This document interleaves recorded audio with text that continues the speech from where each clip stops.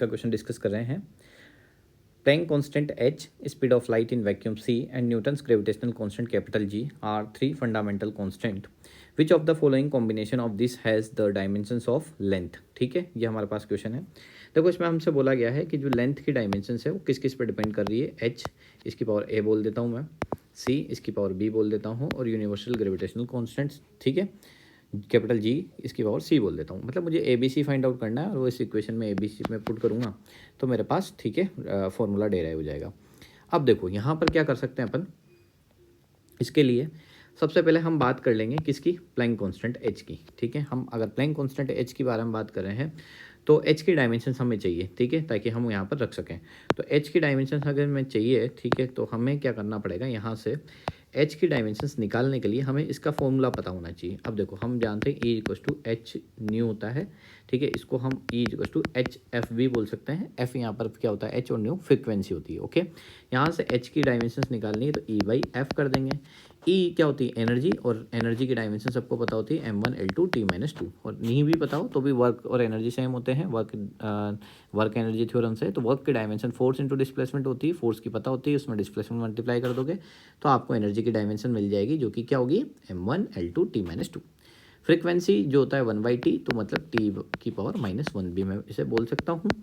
यहाँ से देखो मेरे को जो डायमेंशन मिलेगी वो m1 l2, ठीक है, t जो है वो प्लस में हो जाएगा तो ये हो जाएगा t-1। ओके, तो ये जो है ये प्लैंक कांस्टेंट h की डायमेंशन है, ये कई बार पूछी गई डायमेंशन है, तो इसे अगर डायरेक्ट ध्यान रख लेते हो तो और भी बेटर होगा। ओके, इसके बाद हम बात करेंगे किस पे, c स्पीड ऑफ लाइट, इसकी सबको पता होती है मीटर पर सेकंड यूनिट है, तो मीटर के लिए L1, सेकंड के लिए t-1। ओके, यहाँ पर हम बात करेंगे universal gravitational constant capital G की। इसकी डायमेंशन जो है m-1 l3 t-2 होती है।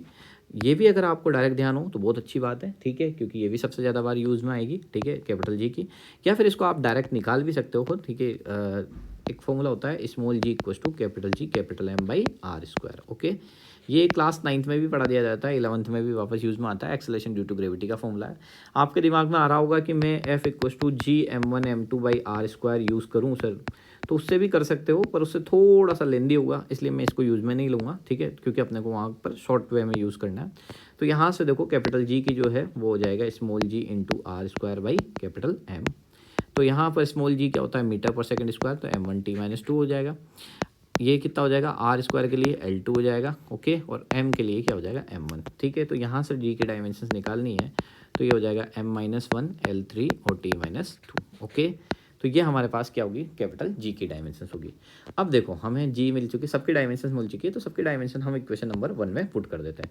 तो इक्वेशन नंबर 1 क्या थी, h की पावर a, ठीक है, c की पावर b और यहाँ पर कैपिटल जी की पावर c। ओके, यहाँ पर देखो h जो है उसकी डायमेंशन अभी अभी हमने निकाली, क्या निकाली थी हमने, m1 l2 t-1, ठीक है, इसको डायरेक्ट ध्यान रखने का है, किया है, ठीक है, m1 l2 t-1, ठीक है। फिर इसके बारे में बात करेंगे c के बारे में, c क्या है L1 t, ठीक है, मीटर पर, ठीक है, c speed of light metre पर सेकंड, L1 t-1 की पावर b। फिर हमारे पास g है तो m-1 L3 t-2 की पावर, ठीक है, यहाँ से क्या हो जाएगी, c हो जाएगी। ओके, अब देखो यहाँ पे आगे बढ़ रहे हैं, थोड़ा सा कंजेस्टेड हो गया, कोई बात नहीं, इधर स्पेस बचाएंगे। m की पावर a, ठीक है, l की पावर, सबके पावर ऐसा करता हूँ मैं, एक बार पहले इसको पूरा स्टार्टिंग से लिख लेता हूँ ताकि तुम्हें कोई कन्फ्यूजन नहीं हो। m1 l2 t-1 जो है उसकी पावर क्या है, a है, ठीक है, यहाँ पर L1 t-1 की पावर क्या है, b है, और तीसरा क्या था, m-1 L3 t-2 की पावर क्या है, c है। अब देखो यहाँ से m की पावर को अलग कर लेते हैं, तो m की पावर यहाँ से देखो 1 को a से मल्टीप्लाई करोगे तो m की पावर a, और यहाँ m है नहीं, यहाँ पर m की पावर कितना हो जाएगा, ठीक है, m की पावर a माइनस सी है ना, यहाँ से एक और आएगा तो m की पावर क्या हो जाएगा, ठीक है, m की पावर a और यहाँ पर माइनस सी। ओके, ये हो गया m की पावर, ठीक है। ऐसे l की पावर लिखते हैं तो l की पावर यहाँ से कितना हो जाएगा 2a, ठीक है, यहाँ से l की पावर 2a हो जाएगा। इसके बाद हम बात कर लेते हैं 2a के बाद l की पावर प्लस b, ठीक है, और यहाँ पर l की पावर प्लस 3c। ओके, ये l की पावर की बात होगी। ऐसे t की पावर की बात करेंगे तो t की power -a minus b minus 2c। Okay, अब देखो यहाँ पर देखें कंपेयर कराते हैं, तो यहाँ पर देखो LHS पार्ट में m0 L1, टी 0 लिखेंगे।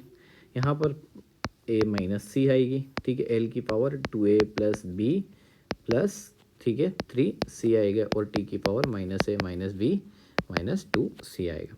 तो यहाँ से देखो कंपेयर कराओगे तो a माइनस सी इजकस टू क्या करोगे, 0 करोगे। यहाँ से 2a plus B plus 3c इजकस टू क्या करोगे, 1 करोगे। और यहाँ पर minus A minus B minus 2c equals to क्या करोगे, 0 करोगे। तो यहाँ से a की वैल्यू किसके बराबर आएगी, c के बराबर। a की वैल्यू अगर c के बराबर है तो यहाँ a की जगह c रखोगे तो यहाँ 2c और 3c कितना हो जाएगा, 5c प्लस b इजकस टू कितना हो जाएगा, 1। यहाँ पर a की जगह c रखोगे तो 2c और 1c कितना हो जाएगा, माइनस 3c माइनस बी इजकस टू 0। ओके, तो मैंने क्या करा, यहाँ से इक्वेशन बना ली। तो यहाँ से 3 और 2 5 हो गया, तो 5c प्लस बी इजकस टू 1। और यहाँ से कितना हो रहा है, minus of 3c minus of B इजकस टू 0।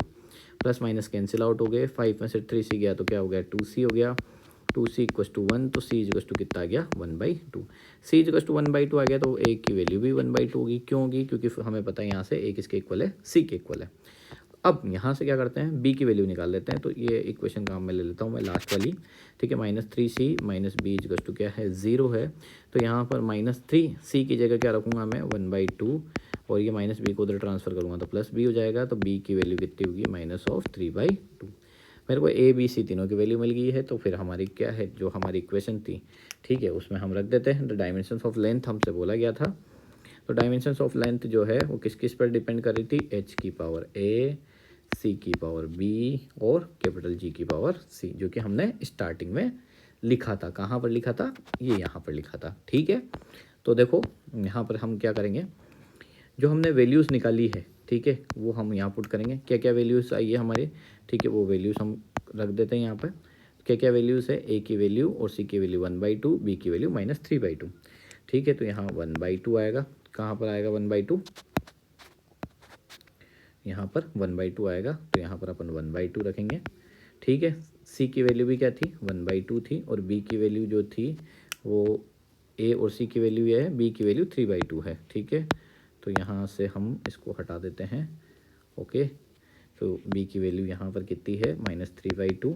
और जो c है उसकी वैल्यू कितनी है, 1/2। ये जो वैल्यू हमने निकाली है ये बहुत इंपॉर्टेंट है, ठीक है। a और c की जगह 1/2 ये। तो यहाँ से l जो है वो देखो 1/2 पावर का मतलब होता है रूट। तो यहाँ पर मैंने रूट के अंदर क्या लिख दिया, LG, ओके। और c की पावर 3/2 है तो उसको पॉजिटिव में ले जाके डिनोमिनेटर में डाल दिया, ठीक है। तो यहाँ से कोई ऑप्शन है क्या जिससे हमें मैच करता हुआ दिखाई दे रहा हो, तो देखो ऑप्शन नंबर फर्स्ट जो है वो इसका क्या हो जाएगा, करेक्ट आंसर हो जाएगा। तो ये किसके साथ जाएगा, ऑप्शन नंबर फर्स्ट के साथ जाएगा। आई होप आपको ये पूरा क्वेश्चन समझ में आएगा। Thank you for watching.